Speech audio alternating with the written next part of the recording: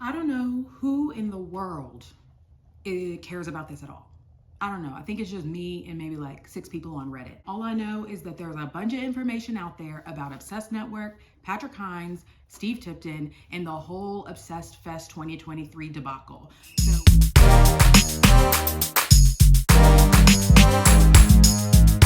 So I wanted to make a video addressing the response video / audio tape that was released by Steve and Patrick addressing all of these concerns. It has been 63 days. It has been 63 days since a report was put out by James Renner. I know. We're going to talk about that. But James Renner put out a blog post or an article or whatever you want to call it saying that the Obsessed Network is toxic. The workplace is toxic. The owners are toxic. There's Slack messages about it. So after that article was posted, I believe it was on October 3rd, everybody was like, Patrick's going to address it. He's going to talk about it. We've got a festival coming up in a couple of weeks. Surely he's going to say something about the fact that he is said to be terrible to all of these hosts that are about to go sit with him in front of all of these guests. You thought that he might respond. You were wrong. He didn't have time, okay? He needed 2 months at minimum to come back and give us the receipts that he was going to share in this post. So on December 4th, he puts out a podcast saying that he's going to address all of the concerns, starting with his relationship with his former co-host of Obsessed with Disappeared, Ellyn Marsh. He's going to address the James Renner blog post that was posted. He is going to address the Obsessed Festival, and he's also going to address the Daisy Egan Instagram post. So starting off this response, we're feeling good. He's about to get into some dirt. We're going to hear all the details. Steve said at the beginning of the response, we needed those 63 days, I believe he said time, so that we could give you all of the facts, figures, and receipts that you need to know that we are here for the right reason. So I had high expectations from the very beginning of this bad boy. I knew he was going to come with those papers. He was coming with the papers. And he knew exactly what we needed to hear so that we would be like, oh, they're not so bad. So I also thought it was interesting that the first thing that they started off on the podcast with was, Jillian's not going to be here on this podcast. And here's why she's not going to be on the podcast. Because she's not a member of Obsessed Network. Jillian Pensavalle is the co-host and co-creator of True Crime Obsessed, a podcast that was started back in, I think, 2018, 2019. It might have been 2016. Hell if I know. But I've been a long-time listener, and I have been a Lady Pate at the $5 level. So I want to talk about my feelings as a person who feels affected by this outcome. Jillian Pensavalle, this co-creator and co-host of True Crime Obsessed, is not part of this because she's not part of Obsessed Network. And if you thought that she was part of Obsessed Network, you were wrong. I don't even know why you would think that. Here is the list of names that are on the Obsessed Network as the top shows for Obsessed Network. So that's maybe why we thought that. Maybe because the first picture that pops up when you go to Obsessed Network is Jillian Pensavalle.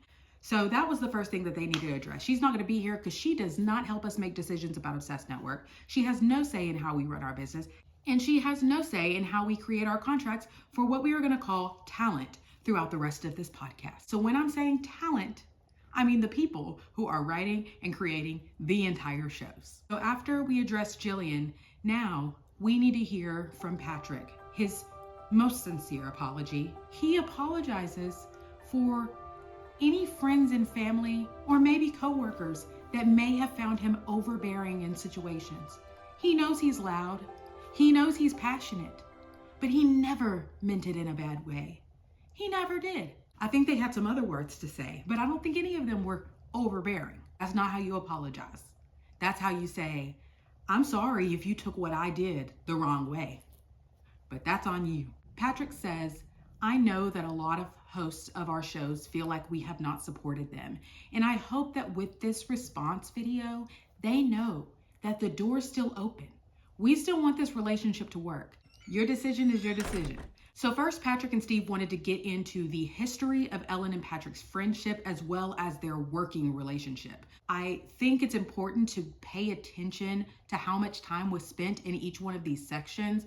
They told us they were going to talk about 4 things, and each section is not given equal time at all. So in this section, they spent about 30 minutes talking about the entire relationship for Patrick and Ellyn. Patrick and Ellyn had been friends for years. They started being friends in college. So when they started working together in early March 2020, I think that they thought that the relationship would be just fine.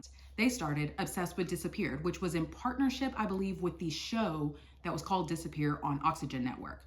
So Patrick and Ellyn Marsh were the host of Obsessed with Disappeared. But Patrick made it very clear in this response that things were not fine, and they were not fine very early on in the relationship. Patrick and Ellyn were the host of Obsessed with Disappeared from about March 2020 to about February 2022, when Patrick decided that he needed to leave the podcast because he was recording 4 episodes a week, and it was hard to shriek at that level. Plus, he has Patreon, and he's got that whole other, I guess, company with True Crime Obsessed that he has got to tend to. Patrick makes a lot of references to just how dysfunctional this relationship was by saying we sometimes had to skip filming because we were not getting along. So he gotta go. So they're gonna replace Patrick with Joey Toronto, which Patrick says in his statement that was his idea from the very beginning. Now, Steve says that there was a lot of pushback when Patrick left the show because there were a lot of, Team Patrick, and I'm only gonna like it if it was Patrick. So I took it upon myself to go back to the Obsessed with Disappeared podcast Instagram, and I scrolled through hundreds of comments. Baby girl, there weren't that many people that were that upset about Patrick leaving. They were all saying like, we're gonna miss you, girl, but we're super excited for Joey. I don't really think people were that pressed. I'm Patrick. I even did a photo shoot where I looked ugly and they looked great. I don't want to say nothing. So I'm gonna keep my mouth shut. This is where I start getting bothered about the lack of detail in the statement from Steve and Patrick. About 9 minutes into this podcast, that's about an hour, a little over an hour long, they start talking about the kind of dissolving of the business relationship between Ellyn, Joey, and Patrick and Steve. Steve became the producer of the Obsessed with Disappeared podcast, which has since been named I Think Not. So when I say I Think Not, it is previously the Obsessed with Disappeared podcast, but Joey and Ellyn own I Think Not now. And one of the statements that Steve said is, after Becca left as the producer, I became the producer, and our network has always been kind of more PG. Which part of it? So this is where it was really important for them to clarify that he's talking about PG from the podcast that Amber Hunt, Daisy Egan, and Maggie Freeling are doing, because I know he ain't talking about Patrick. Half of his statements are about how hot dudes are when they're murderers. Well, it's a true crime podcast. They're talking about the death of people. How PG-13 can you get? What 13-year-olds were you trying to appeal to by talking about this horrible crime? So Steve says after he became the producer, there was a lot of pushback from Joey on things that they wish that they had more control over. But as the talent at the network, they just don't have the control over their podcast. It sounds like there had been some strained relationship over a period of time before we get into the infamous TikTok video. There was a video posted on February 14th, 2023 that was using the same sound from I Don't Freaking Care Where that had Joey and Ellyn in one, and then in the other one, Jillian and Patrick. At that time, Steve reached out to Ellyn, who was the social media manager of the I Think Not podcast, and said politely, according to Steve, will you please take down that post because we would like you to. Thank you. So Ellyn reached out and said, no, girl, we're not going to do that because it will negatively affect the algorithm. I think actually Joey said that. He also said it that exact same way. Patrick and Steve also acknowledged that it would affect the algorithm. So they said, it's okay, just put it on mute, or I don't have TikTok, so I don't exactly know how you hide something, but they said do that. Just hide it for a week so that people are not going to see the same one. The reason they wanted the TikTok taken down is because there was too much comparison between Ellyn and Jillian. So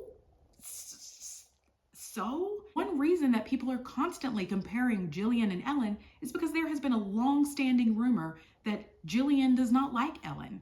And I'm not saying that Jillian has to like her. She didn't even work with her from what I can tell. If you want them to take down a TikTok because it's overlapping with True Crime Obsessed, which is not part of their same network, I can understand why they'd be like, no, I'm not gonna take my TikTok down that I worked hard on. I assume TikToks are hard to make. I have no clue. But I worked hard on it and I lip synced for my life and I'm leaving it up. According to Patrick, that was the beginning of the end. Let's just back up for a second because I want to say the beginning of the end was when you were having to skip recording episodes with your co-host who has also been your best friend for decades because you couldn't get along. That seemed like the beginning of the end to me. You seem somewhere more like in the middle or closer to the end. You've skipped some steps. So the next day, Steve says that this is the first time that he and Patrick have heard any mention of the word toxic workplace environment from Joey on Slack. So according to Patrick, Joey says we've got a toxic work environment and he said, whoa girl, we got to talk to our HR department and our legal department because this is a big deal in the state of New York. You can't just throw around the word toxic. So he gets his HR team and his lawyer involved and they came back and in HR and lawyer fashion said, I see no evidence in this one instance that you were arguing about a TikTok of a hostile work environment. Now, I don't know if they included that they had not been getting along with Ellyn and Joey who worked for them for a long time, because to me, that seems like a pervasive issue. Pervasive is a big word that I Googled. I do want to skip forward a little bit to the James Renner article. Now, they did not get immediately to the James Renner article, but they did talk about it in a little detail because they believed that James Renner got one piece of information absolutely incorrect. And this was regarding a Slack message from one of their producers named Becca. Now, according to Patrick and Steve, Becca had posted a message in the Slack channel saying that there was a statement made in one of the podcasts that she was going to be removing from editing because she didn't think that it was appropriate. However, I do think that Patrick and Steve were very selective in the things that they chose to address because the second message that was in the article from James Renner was very eye-opening to me. And I'm just going to read it directly from the article. So in the Slack message, Patrick states, your feedback is really appreciated. However, I don't think it's the right thing to put in a general channel. It would have been more appropriate to bring it to Steve and me as your supervisors and let's discuss it with the talent. In that sentence, to me, it seems as if Steve and Patrick need to address another talent member for a comment that was made in a show. So I do think that it was misinterpreted by James Renner in his response. However, Becca responds with, you and Steve are not a safe space for me to bring this feedback to because it also concerns you.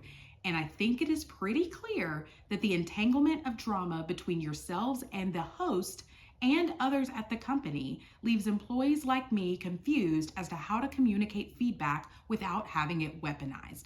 Now, to me, this is the most obvious statement, which is in quotations, that there was an environment of everyone understanding that there was something going on between Patrick and Ellyn and Joey, and it was not good. So this is a producer saying, yes, I have an issue with a statement that was made. Patrick attributes that statement to Ellyn, and Becca is saying, I don't feel comfortable coming to you and to Steve with that information because you have such an issue with these hosts already. To me, that says everything you need to know. The people in your environment know what's going on. It was not over just a TikTok, but even if it was just over a TikTok, we would not know that because we have no idea when any of these things occurred, as the dates that Steve promised in the beginning of the video were nowhere in this audio. And believe me, I listened to it twice, so you're welcome.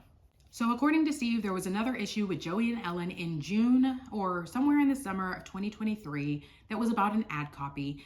Joey felt he was being dismissed, and he also brought up another concern about it being a toxic work environment.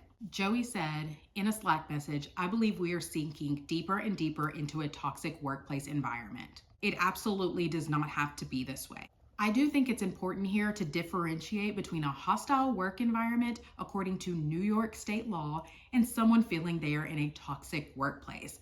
If you've ever had a job and you've had a boss that was a micromanager or made disparaging comments against you or you had a coworker that was impossible to work with, you understand what it feels like to work in a toxic environment. Now, if a legal team asks you to prove that evidence, it would be hard for you to show the evidence because some of these things might have happened in a verbal conversation.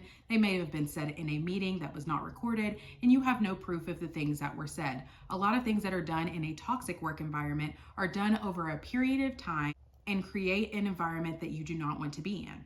So, Steve and Patrick say that during their TikTok debacle, that their HR and legal team said that there is no evidence of a hostile work environment based on this situation. So in June, when he brings it up again, he being Joey, they reach out to their legal team again and have their legal team send Joey and Ellyn a formal letter saying that they need to provide proof, legal proof, of the hostile work environment that they are engaging in so that they can investigate. That is not a friendly letter to get. And it's not just a, hey, let's work things out, let's figure out how we can make things better. That is a formal response from a lawyer saying, you've made a claim against my clients and now you need to back it up. It was very clear, as I believe Steve stated in the podcast, they never heard from them again.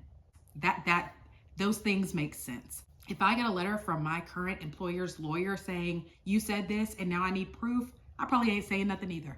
Now, this is pure speculation and me reading between the lines, but I do believe that Joey was not just referring to a TikTok and to an ad copy as the toxic workplace that they were working in. At the time that Joey and Ellyn were complaining about the ad copy, Ellyn stated that the last time that Joey brought a concern to you, you decided to sell the podcast. Now, this is when Patrick and Steve decided to clarify the timeline of which they were going to sell the podcast.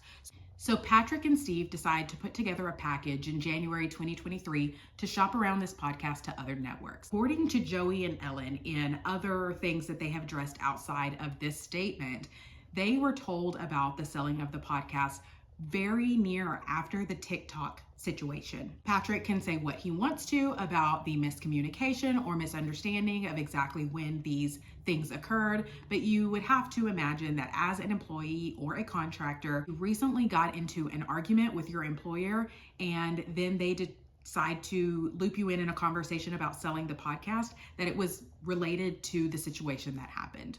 I can understand why that would be the interpretation from Ellyn and Joey. So they spend a lot of time talking about the sale of the podcast, going back and forth about the money. They do randomly throw out there that they basically ended up giving the podcast over to Ellyn and Joey for absolutely no money in September. Patrick, out of the goodness of his heart, just said, Ellyn, here's your show. And I guess let the rest of the people who worked on that show go from his network. I don't know what happened. So the next section of this statement was all about the James Renner blog post. Now, James Renner is controversial to say the least. He is not the person that I was hoping for to deliver us any news that we were having to figure out if it was right or wrong. However, James Renner is considered a journalist and he puts out information based on interviews that he has with people. So he does an investigation of Obsessed Network and interviews 7 current and former employees according to him. Patrick and Steve spent about 20 minutes talking about the separate allegations in this post.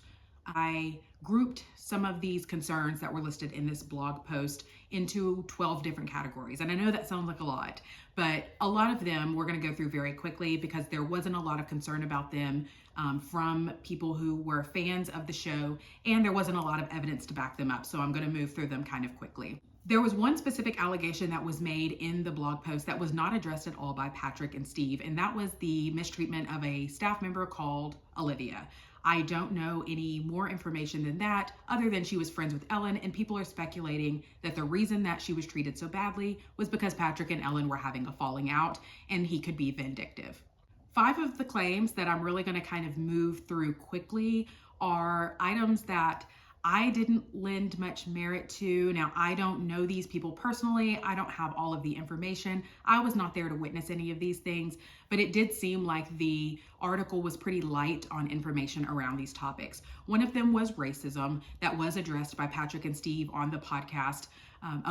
I have no further information on that topic. The next one was the Morbid host, the host of the podcast called Morbid, not attending Obsessed Fest 2022 because she had a sick child in the hospital.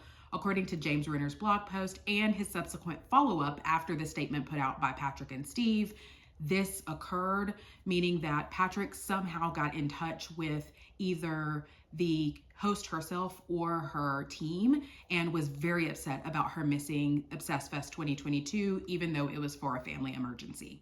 It was also mentioned that Patrick liked to stay in nice hotels when the rest of his team would stay at a Hilton, that Patrick was not nice to Uber drivers and had one member of the team have a bad Uber score because he was so rude to the drivers that picked him up. And also there was a lot of discussion about Patrick potentially being a misogynist and treating men better than women in the workplace. Now, again, there wasn't a lot of evidence of that information in the report from James Renner. There wasn't a lot of evidence of this in the actual article released from James Renner.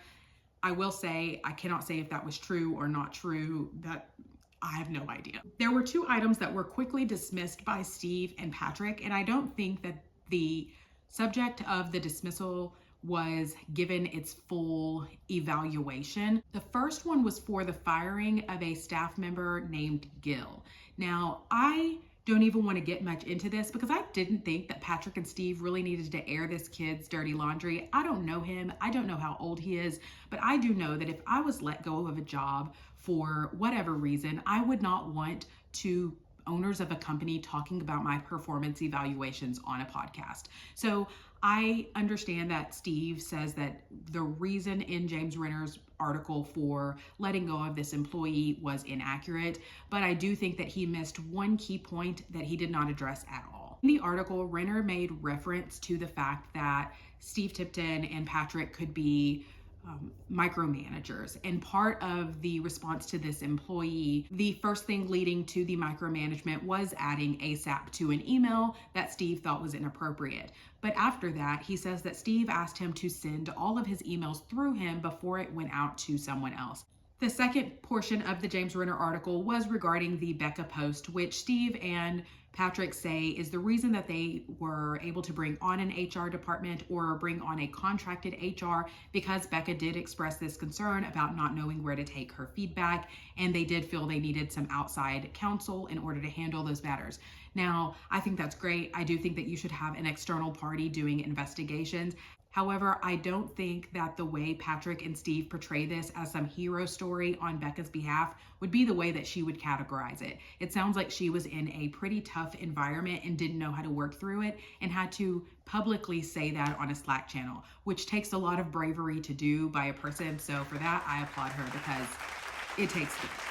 Another one of the major topics in this article was the Ellyn and Joey relationship, which they talked about for the first 30 minutes of the response. So I'm not going to spend a lot of time going back through that information. The last 4 topics that were addressed in this article were related to one staff member who felt like they had been mistreated.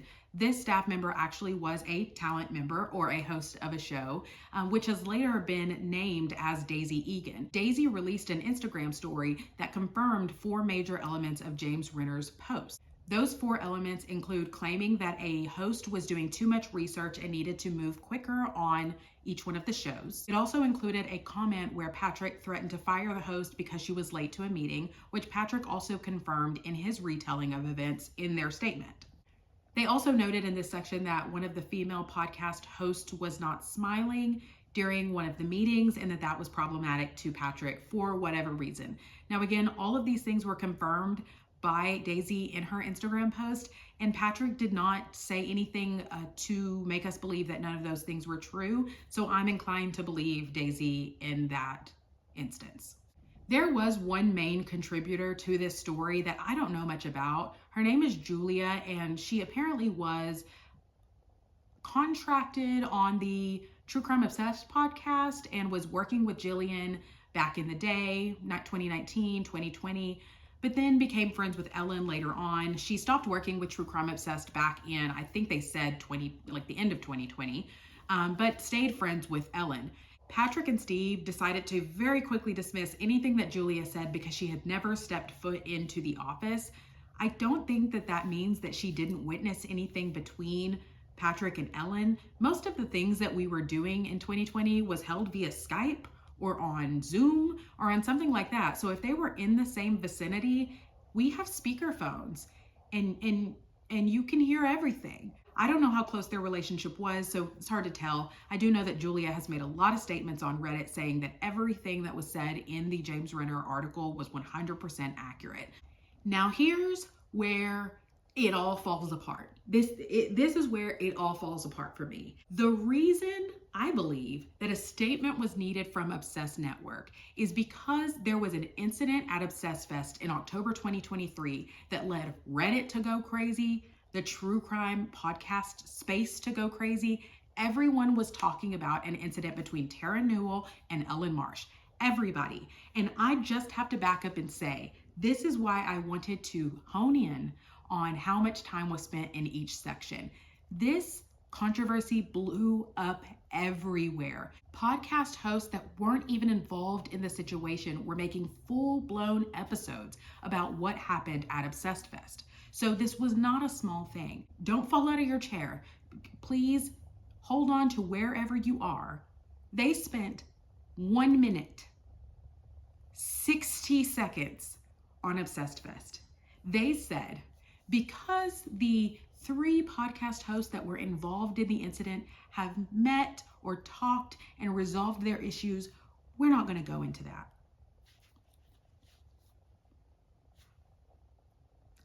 Girl, I don't think people were upset with you because the incident that occurred.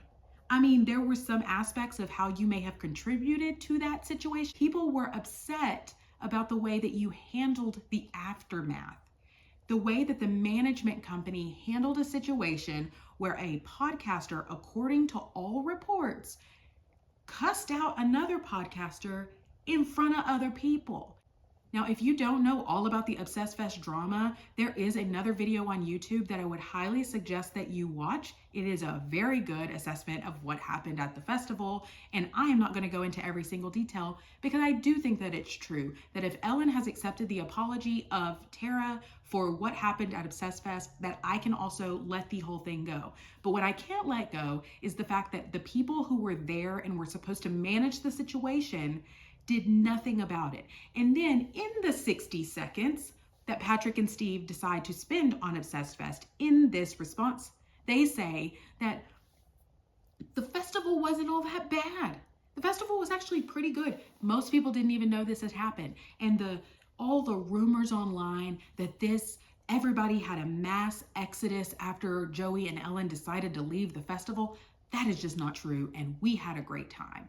Well, as the people that were putting on the event, you maybe should have stepped back from your great time and handled the situation. As the people who were running the event, you should have given one little tiny care about the fact that somebody came to work, because this is a job for Ellyn, got cussed out, was upset about it, and nobody that was there besides her friends cared about that. It's very bizarre that they decided to skip on past Obsessed Fest, like it just never happened. Following the event, we are going to talk about some of the responses from the podcasters that were there. The last section of the response was related to Daisy Egan's blog post, which they went into a lot of detail about how contracts are set up at Obsessed Network. And honestly, that seems like it has resolved itself between Daisy and Patrick and Steve. I believe they spent probably the last 15 minutes or so talking about contracts and talking about Daisy Egan's blog post. So let me give my very biased opinion of all of the things that happened. 1, do I believe that Obsessed Network had a toxic work environment? Absolutely.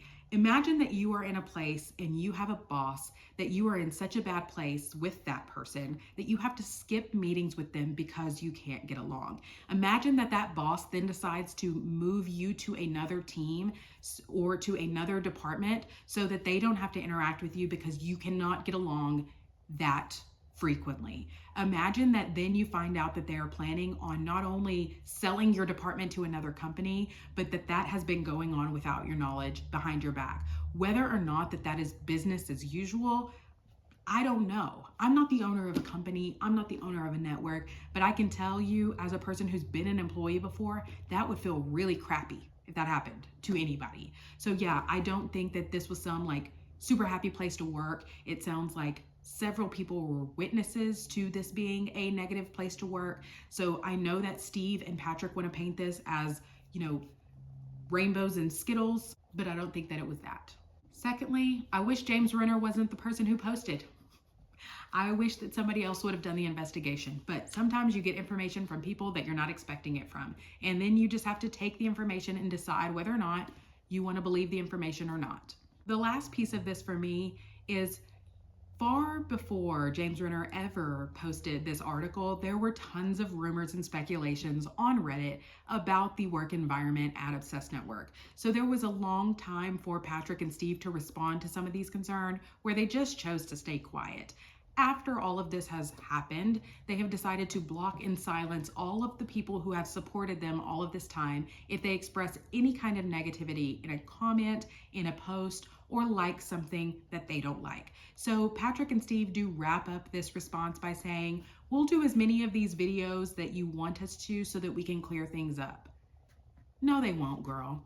They're still not accepting comments on Facebook. Patrick has the most beautiful and perfect comments on Instagram that I've ever seen. It appears they're going to try to move past this like it never happened. But what does it mean for Obsessed Fest 2024? To me, it means Obsessed Fest 2024 is not going to happen. At least from my perspective, of the list of people who were there as attendees this year, a majority of those people have spoken out against Patrick in response to these events. One of the most notable ones for me was Crime Writers On. There is nobody that I blindly trust more than Rebecca Lavoie. I love all of Crime Writers On, but after I read their statement and they confirmed that they've also experienced similar things with Patrick, you could kind of hang it up for me. That was it. At some point, when all of these people are saying the same thing about a person, even if some of the information that was in the articles are not true, to me, it paints a picture of at least the perception of that person. And they have a lot of reflecting to do. I don't think that this response was them taking accountability. I don't think that people are going to jump for joy to join their network and be host on their next podcast. I don't think that a lot of the people who were part of Obsessed Fest for the last 2 years are going to come back and be on panels next year. At least you can say that much for Rabia, for the members of Crime Writers On. And another thing, the fact that Laura and Toby were not invited to Obsessed Fest, lock them up. Lock them up. Lock up everybody. That's crazy. All of it's true for that reason, allegedly. Just kidding. As a longtime listener of True Crime Obsessed, all of this has been pretty sad to watch happen. I'm disappointed in the people that were involved, but taking 2 months and then this being the thing that you decide to put out into the world, I'm not here for it. And the fact that you go on a podcast every week and talk about how trash other people are in the world and then can't look at your own mistakes and own up to them, I don't know what else to tell you. For those of you who have stuck around for this long, please let me know what you think in the comments. This is my first video and I was very nervous to make it, but I'm so glad that I did. If you have any feedback for me, let me know. Otherwise, I'll see you in the next video. Bye.